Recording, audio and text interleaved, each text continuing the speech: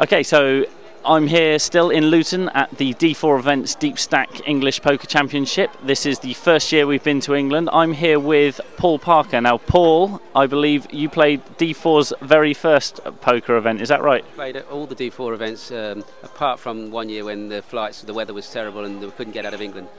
And I think. And you would have played it if you could have? For sure I would have played it, yeah. What do you like about D4 events? So far, I've only played, till today, I've only played them in Dublin. And that's obviously been a great draw, because I think the spirit of the game in Ireland is second to none. So it's amazing, isn't it? I was in Dublin, yeah, and that is in itself a major draw. Also, I think there's a lot more thought processes involved in these particular tournaments.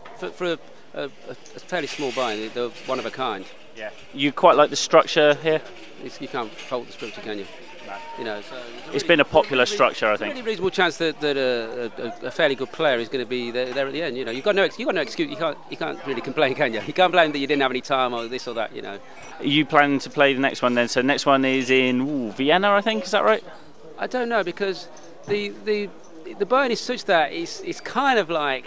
You kind of have to sort of almost be on holiday because it's difficult to cover the overheads. Yeah, this is actually quite easy to get to, the proximity for a lot of the players. You know, this is a very different makeup of players than what you see in Dublin. In Dublin, they seem to come from Europe, a lot of people from Europe, but this is kind of people who are. It's a very different demographic, isn't it? Yeah. 2 hour radius of Luton. Yeah. And I'm told Slovenia, I mean, is proving quite popular. There's a lot of pre-registration for Slovenia, and there seems to be a lot of popularity amongst European players. Again, is that a similar thing for you? I mean, that's got to be a bit of a holiday.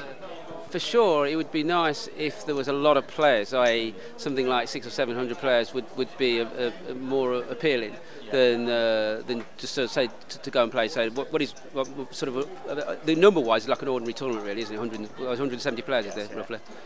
Are you hanging around now? Are you going to play any cash games, or are you going to head off? It's for the cash game. I'm going to try and get the buy-in back, and I've got 2 nights in the hotel, which, as it happens, was 2 nights for the price of one in the Days Inn, which is important. Again, your overheads are. Well, these overheads build up, don't they? Yeah. You know what you don't want to do is find your overheads are the same price as the buy-in. You don't want £500 worth of overheads for a £500 tournament.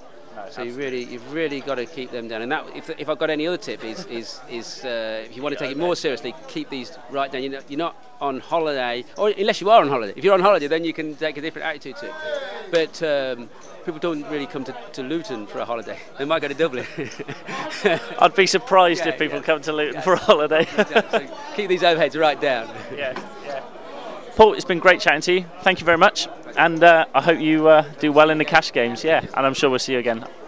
Thank you.